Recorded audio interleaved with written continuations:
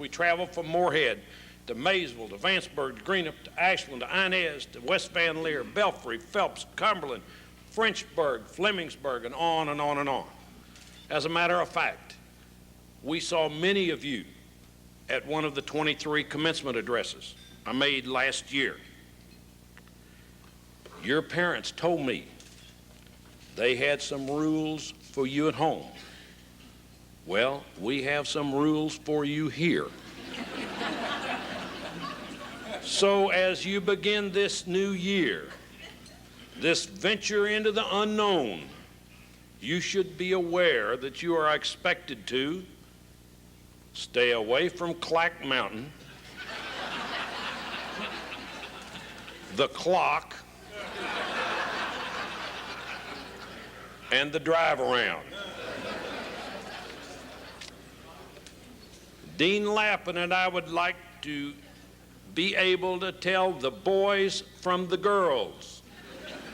So you boys are not expected to wear that long, unattractive hair. Cultured young gentlemen always wear socks. And as Dean Roger Wilson will tell you later on this morning, don't let me catch you throwing your beer cans on the boulevard. One more thing about rules. This is our college, and these are our rules. When you get your college, you can have your rules.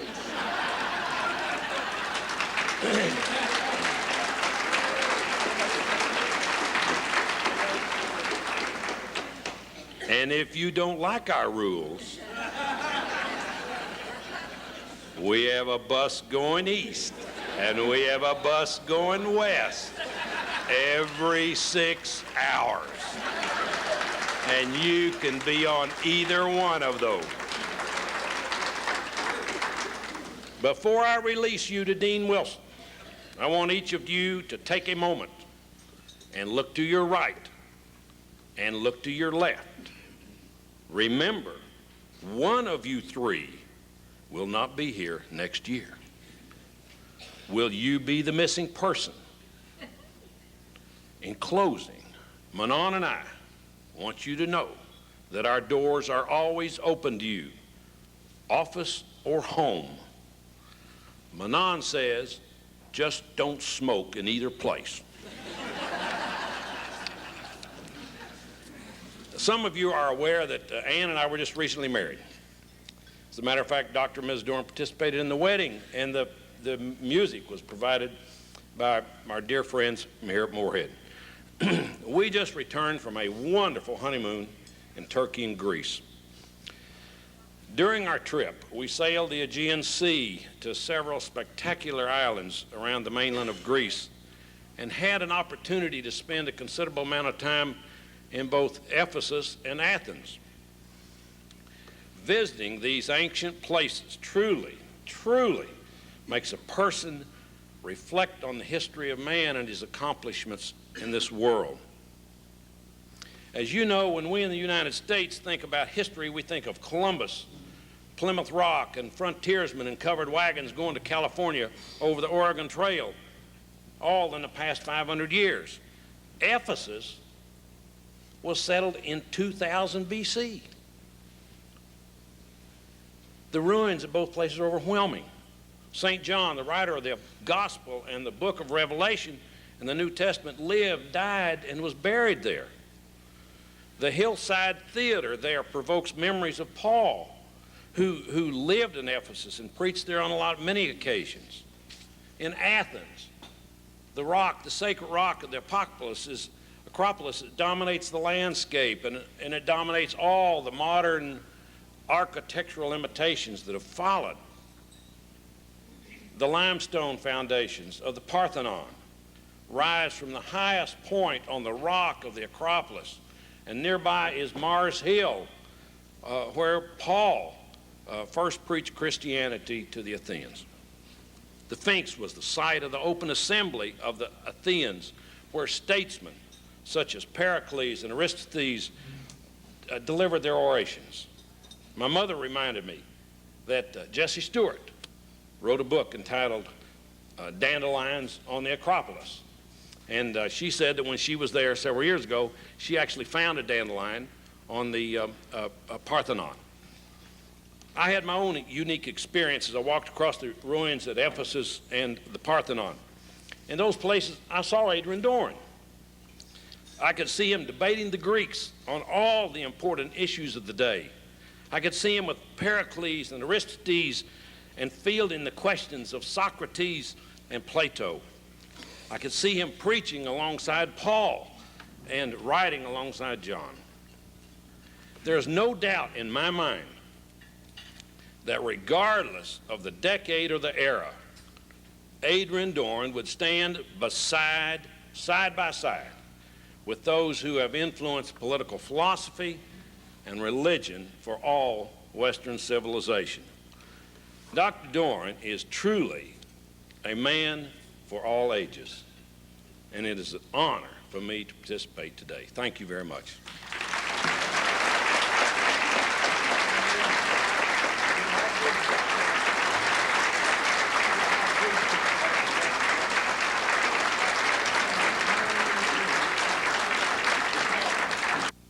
Your program identifies our next presenter as a songwriter, but she also is a singer and a movie actress. We are proud to welcome her here from Nashville, Miss Lisa Pallas. My dear Aunt Nonnie and our beloved guest of honor, your buddy, Nancy Thornberry, who also happens to be my mother, and I wrote a song for this special occasion. She wishes she could be here with you today, but you know that she's here in song and in spirit. Now, Unc, you have followed many callings in your life. You've worn many hats, and you've answered to many names. Your given name of Adron, your nickname on the high school basketball team of Stiff, I just found that one out a couple of days ago. You've answered to Mr. Doran, to Coach, to Dr. Doran, to Brother Doran, to President Doran, to Mr. Speaker, to Papa, to Unc, and we can only imagine all the terms of endearment that Aunt Nonnie calls you when the rest of us aren't around. But there's one that's always been my favorite and always will be my favorite, because when I hear it, it always sounds strong and sure, just like you. Jay?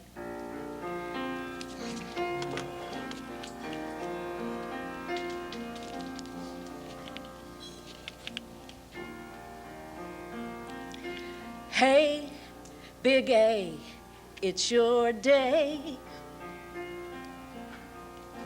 and we've all come to celebrate, gathered here to praise you for your 90 years of life, for your faith and years of service through the good times and the strife, for your partnership with Nonnie, who has made the perfect wife. Hey, Big A, it's your day. Our mere words could not describe how you have touched so many lives, from your early days at Cuba to the Murray Racers yell, to UK for higher learning, and you did it all so well, teaching school and preaching Sundays, and as the history books would tell, you have touched so many lives, and we thank you For your kindness and compassion, we admire you. For your leadership and might, for your courage and conviction in setting all things right, for the years of inspiration that kept our futures bright. Hey, Big A, it's your day. And we wish for you the best. May the millennium treat you kindly with wondrous things in store. Kentucky needs your greatness for at least a decade more. We love you and we honor you beyond the highest score. Hey, Big A, it's your day. Everybody. Hey, Big A, it's your day.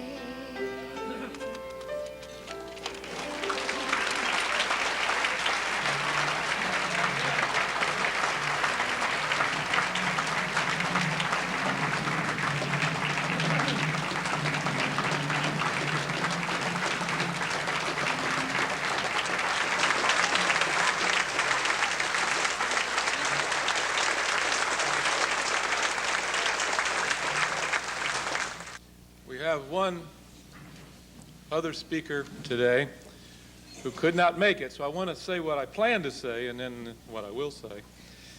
I plan to say you watched him on the gridiron, and now we watch him on ESPN, and he came here from Alabama by way of Connecticut, and as part of the MSU Athletic Hall of Famer, Mike Gottfried. Unfortunately, all those plane connections didn't work.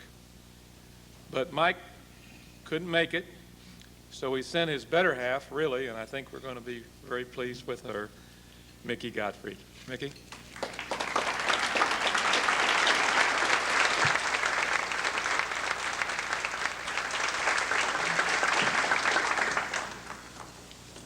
Thank you very much, Dr. Akelin, Mrs. Akelin, and Dr. Doran and Manon. Knowing Mike as you do, you know if it were at all possible, he would be here today. So please allow me to read to you the words that he sent. My heart's desire was to be here today. However, ESPN decided that the Thursday night show and early starting time on Saturday's game, I would be jeopardizing being to the game site in Virginia on time. My thoughts will be with all of you here today, and especially the Dorans. Happy birthday, Dr. Doran. When I think of you, I am reminded that Psalm 37 says that the steps of a good man, a person in right relationship with God, are ordered by the Lord. Dr. Doran, you and Manon, your steps have been ordered, and you have been great role models for all the students and teachers that walk through Morehead. You have touched so many people with your life. When I went through the Catholic school in Crestline, Ohio, I was taught, live a life of honesty, be humble, represent the Lord in everything you do, live a life so that when it ends, on the moment you meet God, you will hear these words, well done, my son. I say this to you, Dr. Doran, thank you from the bottom of my heart for all you have done for so many of us. Thank you for your leadership, your strength, and for being a role model as a husband, as an educator, as a friend, as a mentor, and most importantly, as a godly man. I have been blessed by having you in my life. I love you. And I know that it will be said to you, well done, my good and faithful servant. Thank you, Dr. Doran and Manon, and happy birthday.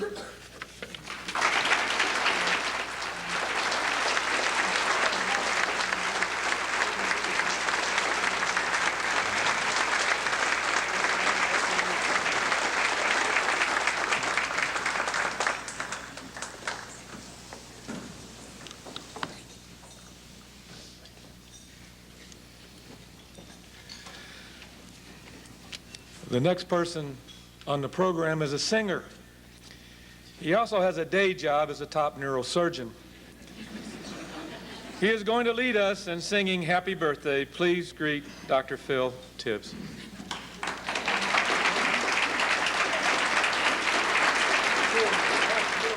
Are you ready for this? I'm a newcomer to the family of people who love and admire the Dorans, and although I've been coming to Morehead for a couple of times a month for 20 years up at the Capron Clinic representing the University of Kentucky, and although I've treated many people in this community, many of whom I see out there today, I hadn't had the privilege of meeting Dr. Doran until he himself was ill 2 years ago, actually last year about this time, when he had sciatica and a pinched nerve and a weak leg. And you get to know a person pretty well when they're sick and how they handle adversity. And I have to say that he handled it very well, and not only then a year ago, but recently.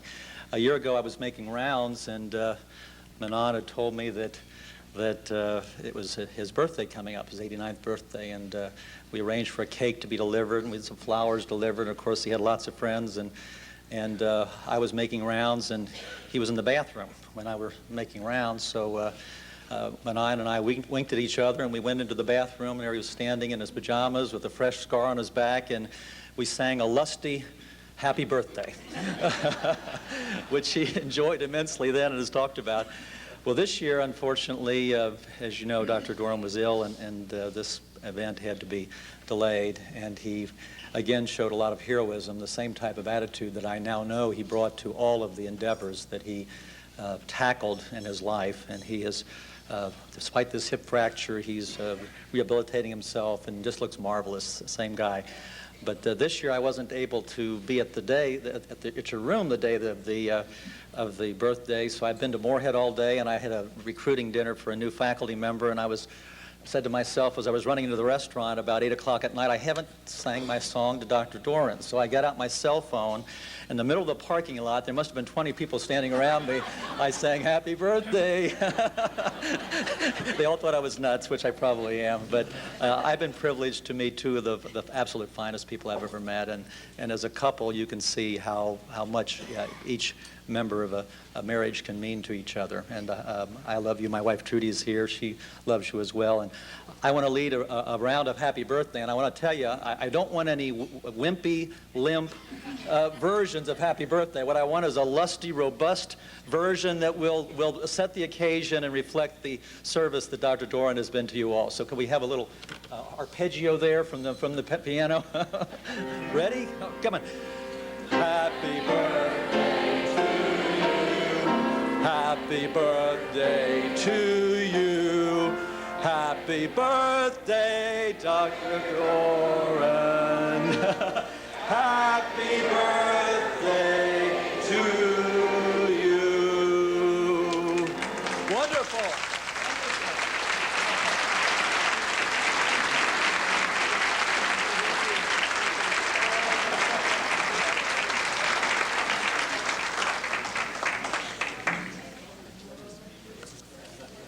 Maybe I should have had him operated on me. I would have got at least a birthday song and no infection.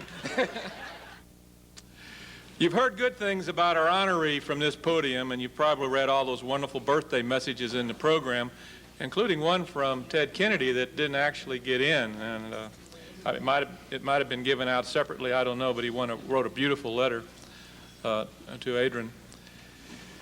Now we're going to hear the real story behind this man. I want his gracious lady to know that her Personal Development Institute is alive and well in its 30th year with over 150 students in it at this time, so it's still going on. The woman who first exemplified the term First Lady on this beautiful campus, the beautiful Mrs. Manon Doran.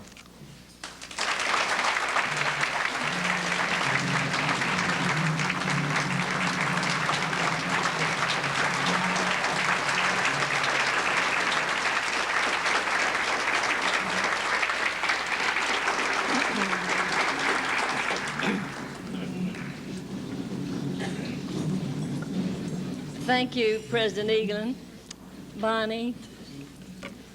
My warmest warmest, heartfelt greetings to every one of you that are here today. I know that many of you have come a great distance to join us, and we appreciate it. But believe you me, it's a hard act to follow what has already been. At this time, I'm almost filled to the brim with emotions and tears and happiness, with a few heartaches in between. Thank you all for what you have already done and said. It would be just a plenty if I didn't say anything. But one of my dear friends, one of my dearest friends, when I was talking to her about that, Keith had told me about the last minute that I was expected to say something or do something. And I said, Keith, I can't. I just can't this time. He said, you have to. So yesterday afternoon, I jotted down a few little things that I thought I might say. And I read them over the phone to a friend of mine, a very, very good friend, that would tell me exactly what she thinks. And she said, Nani, that's just great. Read what you've written. If you don't, you'll ramble.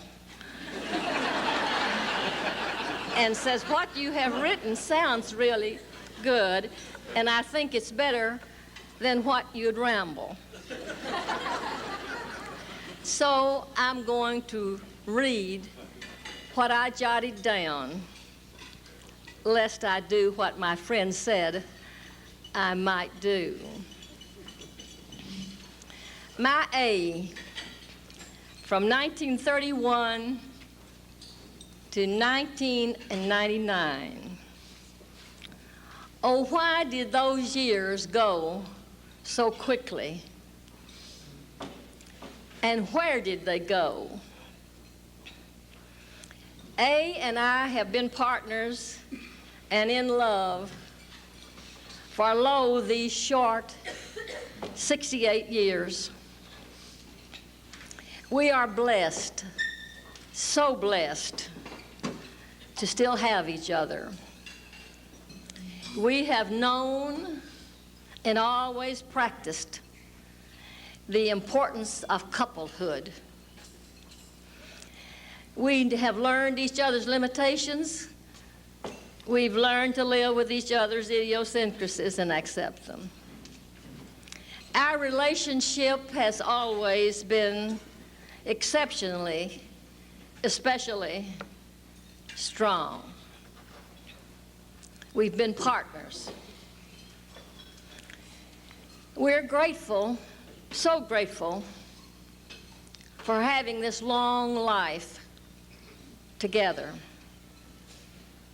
And during this period, having the opportunity to amass a multitude of friends represented here today. Thank you for being here. Yes, A and I are drinking from the saucer because our cup is running over. Paraphrasing a card that A received during this convalescent period sort of expresses both of our sentiments.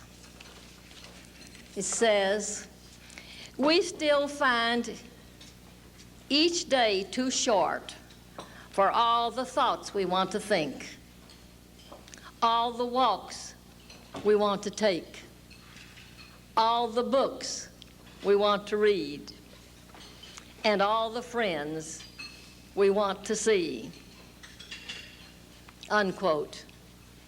We thank God for His love in abundance that brightens our lives with countless blessings, like having this beautiful occasion today provided for us. Thank you, Bonnie and Ronnie, and all of the staff that made it possible. My A from 1931 to 1999, I rely on A and have always for just about everything, even for my basic nourishment activity. I guess if I were not married to him, I probably would put a vending machine in the kitchen, and I'd live on hot dogs and potato chips. But I try to feed him nourishing food. A has always seemed not to know the meaning of fear or depression. He always seems unafraid and strong and sort of hard-headed sometimes. But he has the answers, and most of the time they're right. Sometimes they're not the ones I would have given, or at least not in the manner in which I would have given them, but he did get his point across. But bless his heart, he's always been able to soar above trivia. He's learned the difference between trivia and importance, and I haven't. I still dwell on trivia. And up till a few weeks ago, he dwelt on the important, but now I'm doing trivia and the important too. A is R-E-A-L, real, goods, real goods, no foe. He never faked anything. A and R we are both trying hard to accept and realize that with aging, we have to expect and face up to certain physical deterioration, lifestyle changes, maybe even humiliating, a bit demoralizing at times. However, as we journey down the road, it can be made more enjoyable and more interesting if we take a day at a time and go with the flow and try to let go of our regrets and try to sorrow less of our aging and physical changes.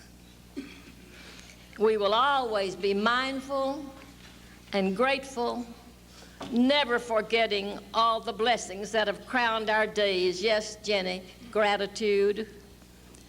Despite some setbacks, despite some hardships, I have always known that love, laughter, friendship, and godliness brings us and helps us keep closer to one another.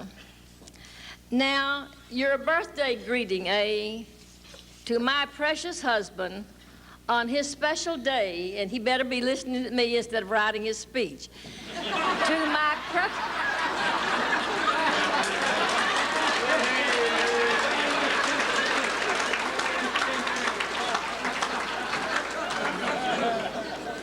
my precious husband, I'll start over, forget that. On his special day with all my love. Listen, here it is. Being married to you for 68 years has been the best thing that ever happened to me. You've been my partner, my lover, my counselor, and my dearest friend. Knowing that I have your love lets me face life's challenges secure in the knowledge that I have someone special who thinks about me, who supports me, and cares for me more deeply than anyone else. I'm so thankful to have been and to be sharing life with you. I need you, and I love you with all my heart. My original little verse as I close. This comes to you to bring you cheer, to be thankful for another year. Oh, may your day be filled with bliss. From both of us, let's share a kiss. Glad I got you, babe. Happy birthday.